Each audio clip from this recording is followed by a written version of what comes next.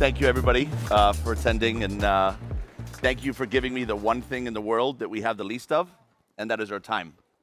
And that's why longevity is so important, why health is so important, why everybody's here is not only can we extend that time, can we maximize the health, the longevity, and the positive impact that we can have on the planet, our loved ones, and ourselves.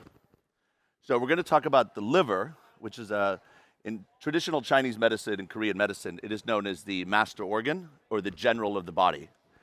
And that is because the liver controls so many functions within the body. It has thousands of enzymatic functions and it has 500 vital. So everybody knows where the liver is. Most people think, is it here or is it here? It actually starts about where your chest is here. And then the bottom of it follows the bottom of your rib cage. And the top of it goes to your nipple. So it's actually up here. And the liver is the largest internal organ in the body. Your skin is your largest organ, but your largest internal organ is the liver. A healthy liver is also paramount for skin health, for hair, for hormone health. It regulates, manages, synthesizes hormones. So especially for women's health, it's incredibly important. The liver is also a gland, so it produces hormones. So it's a gland and it's an organ. It is primarily in charge of your immune system, the gut microbiome, your vitamin, nutrition, all of that is managed and synthesized and controlled by the liver. So having a functional liver is critical. We work with a lot of hormone doctors, and first thing you want to do if you're going to go into hormone therapy is get the liver functioning really, really well. If you're going to go under any kind of surgery, treatment, stem cell, what have you, liver health is incredible. Now, the liver's under threat, which we'll get into as well, but cool thing about the liver too is it's fully regenerative. It's the only organ in the human body that will fully regenerate. No organ in the body does that. And what I mean by that as an example is we do a thing called a live liver transplant, where we can take a family member, same genetics, everything matches. We will take a third of their liver out. So let's say it's your parent or a loved one or a brother. We will put that third liver into you, and that little third will grow to a fully sized organ.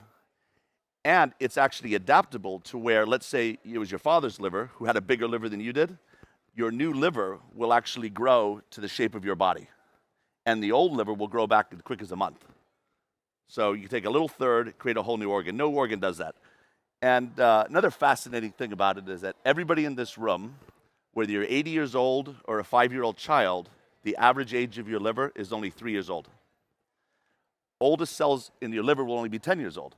So we get a lot of people and they're worried. They said, oh, in university I was really naughty, or I used to heavily drink, or I did drugs, or et cetera, et cetera. And I said, well, don't worry, because you probably have 6 or 7 livers since that's happened. So it's constantly regenerating. That's why it's just this fantastic organ. It doesn't have a lot of nerve endings in it, so we don't feel a lot of things in the liver. So that's why when you have liver conditions, you don't really know until it's too late. So we'll dive into that more. I'm going to discuss something which is very cool, which we're learning and we're going more and more into in hepatology. Some of it was actually performed in Copenhagen. There's a phenomenon in the liver called chimerism. And chimerism is, if anybody remembers, like Greek mythology, it was the creature with multiple heads. It had the dragon's head and a wolf, and it was a combination of different creatures. Now, let's say when you had that liver transplant from, let's say, a parent, and their immune system was A triple rated, and you only had an immune system of about a B+. The liver is so powerful that when you get that transplant, your entire immune system will adopt the stronger of the two. And vice versa. If the liver you got had a weaker immune system, you will still have a stronger one, and that liver will adopt the immune system of the donor. So it's fascinating. No organ really does that as well. There's also a thing I thought this was crazy when I heard about it years ago, but we're seeing liver transplant patients are adopting personality traits and likes and characteristics of the donor. So you might, let's say, don't even like rap music and you love Italian food. If you get a liver from somebody that did, you will end up liking things, taking on personality traits, anger, and you will adopt emotions and characteristics of the DNA and of the genetics of the person that donated that organ. And that's because there's so many stem cells that are produced in the liver, you actually kind of become a hybrid. You'll adopt aspects of the donor as well. So it's really interesting because you had a lot of families coming back to the transplant unit and saying, it's really strange. My mother never used to get angry, and now she's got a temper problem, and she likes ice skating, and she never liked it before. And then we would go back and we would look at the history of the donor, and then we were able to match that. Which it sounds crazy, but it does make a lot of sense. Just like we can inherit trauma from our grandparents or from our ancestors, it's the same genetic principles that one has with dogs. If you get certain dogs that are trained to maybe be a hunting dog or a pointing dog, and they have the temperament of the parents, and they already have that instinctually. So within our DNA and our coding, that's wired into it. So you can adopt that, and you can take on other people's DNA. So it's fascinating, and we're learning more and more every day about this fantastic organ. So as I said, most people don't realize that their liver is under threat until it's too late. That's because not a lot of symptoms. What we're going to show here is, so liver disease is the only major growing cause of death. If you look at these numbers here, right? These are diseases. And so from 1970 to 2018, most diseases were actually pushing down, right? Medicine, science, we're getting ahead of these diseases. Lifespan's going up. We're really getting ahead of it, except for this guy, which looks like an outlier, and that's liver disease. So liver disease is up 500% in the last 40 years, and it's accelerating. So it's actually getting away from us even faster than we can keep up to it. 4 times higher in 2018. Now, with that, it's also an underlying cause as well. So I started to work with a lot of cardiologists. Now, I've got a hypothesis out there and we're working on a study to prove it, but cardiovascular disease, everybody knows what that is and the threat that that causes. Now, my hypothesis is that more people will die of cardiovascular disease because of fatty liver than will die of liver disease because of fatty liver. Reason being is that the foundation of type 2 diabetes and the foundation of metabolic disease and metabolic syndrome is fatty liver. And those are the 2 prime drivers of cardiovascular disease. So it is getting away from us. And one of the interesting things, too, which you can correlate, about here, right about there, is when high fructose corn syrup was introduced into the human diet. Also right about here is when the prevalence of glyphosate, certain pesticides, processed foods, preservatives. So once all these chemicals come into the human body and into the population, this happens. You talk to any transplant surgeon, we didn't really see fatty liver 40 years ago. It was really rare. And in the early 80s, the surgeons didn't know how to deal with it. Just a little context, my cousin's actually one of the pioneers of liver transplant surgery. He's head of University of Zurich, hepatology. My team around me at the liver clinic is basically a consensus of brilliance people. One of the top hepatologists in the world is my chairman. I've got functional medicine doctors, epigeneticists, stem cell experts, women's health experts, nutritionists, dietitians, endocrinologists. And we look at the liver from a holistic perspective, whereas a hepatologist can actually be very narrow-minded on it, or a cardiologist too much on the heart. You have to look at the body holistically, and certainly with the liver because it controls so many things. So, epidemic fatty liver disease. So, obviously, the liver is essential in regulation of vital functions across all major organ systems. Liver disease contributes to cardiovascular disease, hormone imbalances, mental decline, cancer, and many other aspects. 38% of the Western world now have fatty liver disease, and that is climbing. A lot of people think it's alcohol. I think it's important to note that 70% of people with liver disease is non-alcohol related.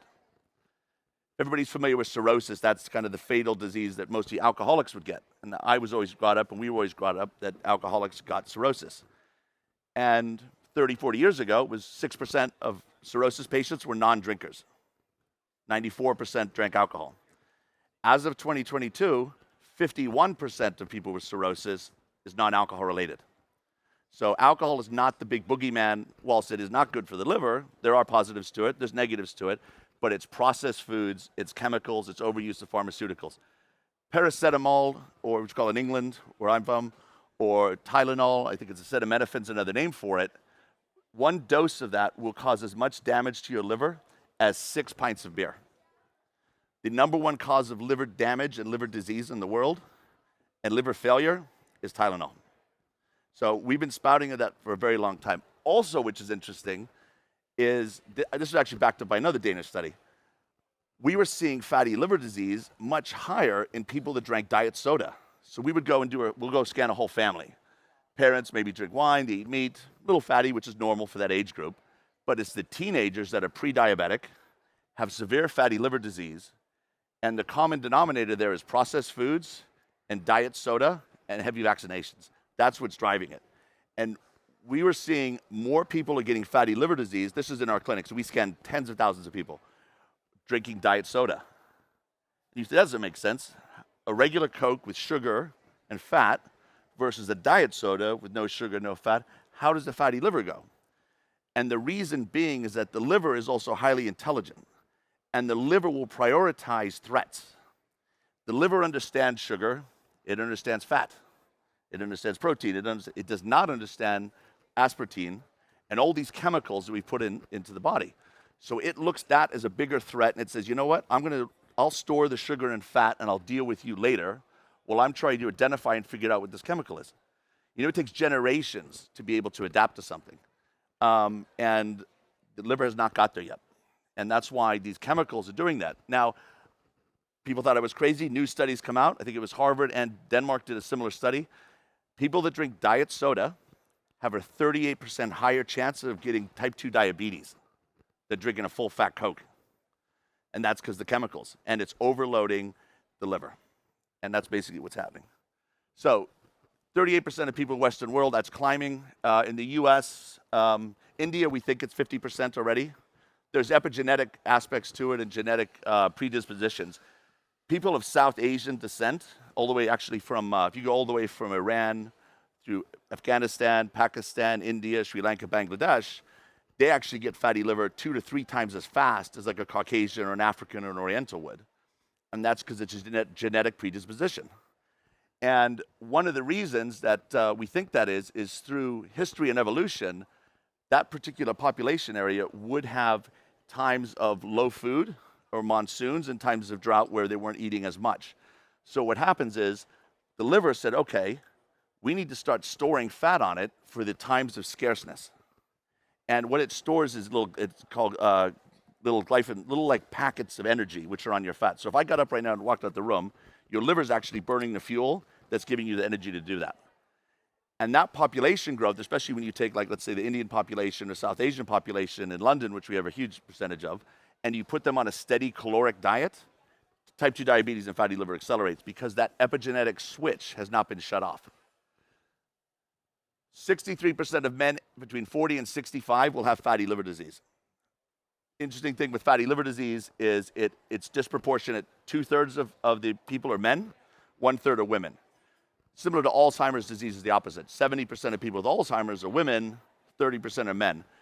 Liver disease is like that too, so it's definitely much more prevalent against men. Liver disease cases are projected to increase by 350 million people in 7 years, and we're sitting on a tsunami of liver disease coming down the road because we have 2 billion people on the planet with fatty liver disease, and it's accelerating as well. First time in history, we're seeing babies born in India with fatty liver disease. Because of the cheap calories, the processed food that the mothers are ingesting, that baby and the genetic predisposition of being that ethnicity are developing fatty liver right when they come out of the womb. In the US, we're working a lot with Robert Kennedy and the MAHA movement, which everybody knows is not a political movement. It's about children's health. And we just did some numbers on it the other day. 17% of children in the United States under the age of 18 have fatty liver. Right? It's mind-boggling.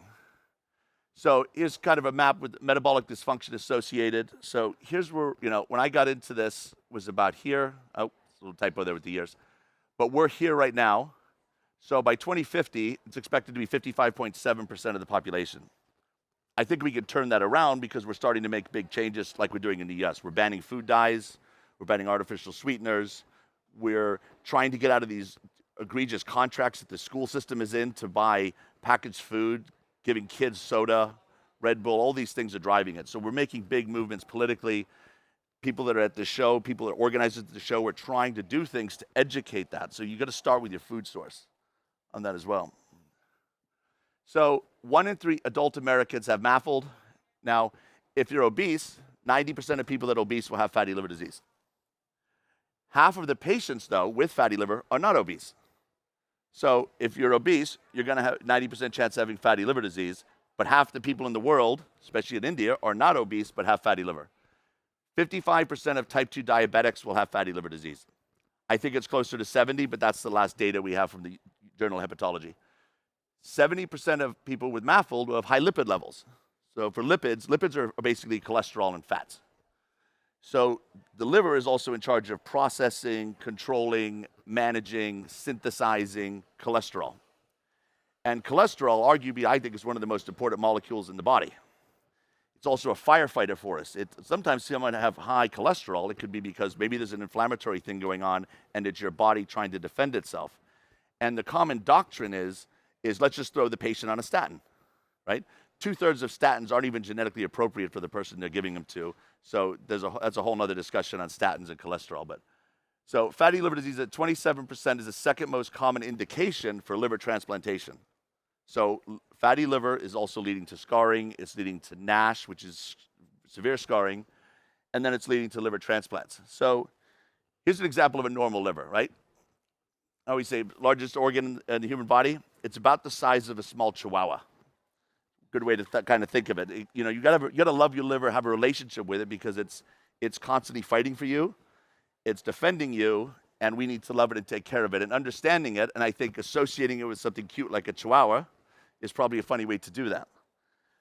So this is steatosis, that's fat. So as the liver gets fattier, it starts to get constricted, and the surface area in which the liver controls and deals with insulin resistance diminishes.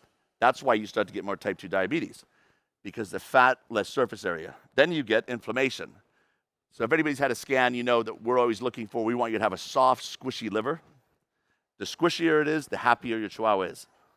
The stiffer is, it starts to get angry, it starts to get scarring, it starts to get inflamed and cause problems. Then you get what's fibrosis, and that's scarring. That's another thing we look for as well. And what happens is when you get these scars, they kind of look like roots. They come into the liver, and functionality starts to go down. And then what happens is, with cirrhosis, is those roots will connect. And as they connect, they trap all this healthy tissue. That tissue is now deprived of energy, blood, oxygen, and it dies. That's why a cirrhotic liver looks like it's got leopard spots. And those leopard spots are dead tissue. Right now, the common doctrine is that cirrhosis is irreversible. I don't think that's true. We're actually working on some really cool innovations with using stem cells. I feel that we can actually do a needle about the size of a strand of hair into the liver, ultrasound guided to where that fibrosis is, put stem cells in there, resurrect that dead tissue, open that channel back up, and then let blood flow come back in and let it regenerate. So there is some cool stuff that we're working on. We're doing some studies in California. I'm doing one in Bangladesh. We're doing a big study in Spain as well. So there's hope. So it sounds like, don't be Debbie Downer, but we're doing a lot of really cool things in science globally and collectively. You know, collaboration, I think, is the highest form of consciousness. So the collaboration among countries and people and everything is so critical to this. A little backstory, just so everybody knows. I got into phytomedicine development 29 years ago when my best friend died of a drug interaction. And that was basically Xanax was still sitting in his liver. This 21-year-old, you know, birthday, did a line of Coke. Not a big deal when you're 21 years old. It mixed with Xanax that was stuck in his liver and it killed him.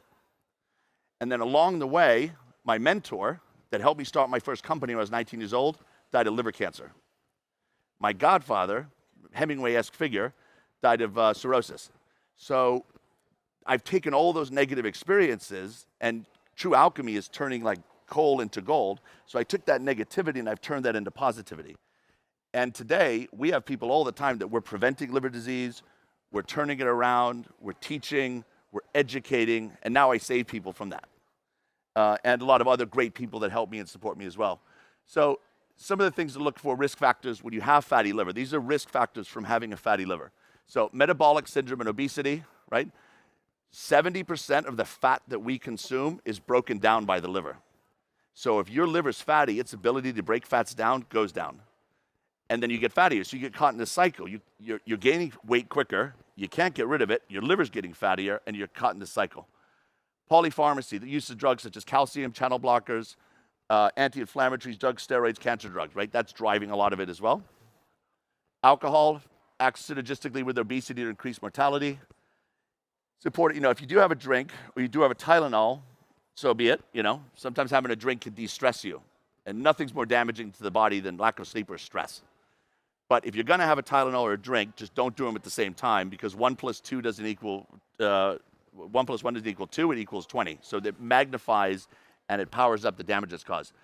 Environmental toxins, exposure to contaminants, poor nutrition, insulin resistance, genetic factors, which we discussed with ethnicities, other risk factors. Some are hereditary. We had a lady yesterday whose father had Gilbert syndrome.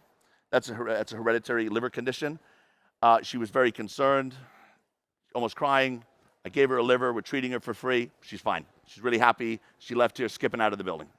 So it is really cool to help people. So diagnostics are important.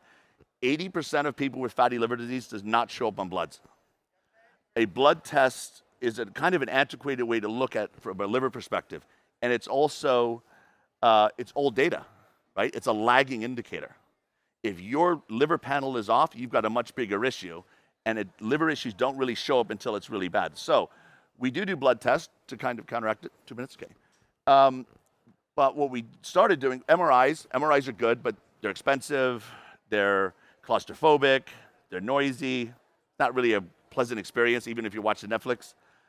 What we do now is shear wave elastography, and that's what we're doing here. That is a state-of-the-art, gold standard, 160 approved technology. It's so safe you can do it if you're pregnant, if you've got a pacemaker. It takes 10 minutes, and we shoot sound and vibration into your liver. That causes reverberation, and we can tell how soft it is, how squishy it is, how much fat is there, is it scarred? And the software is so intelligent that it's very difficult for operator error. At the end of the day, an MRI is only as good as the person reading it as well. So FibroScan is very good. If you can't get one with us, if not, get one somewhere locally. All the top universities will have FibroScan, but what the medical community is not doing properly is they're saving those for sick people.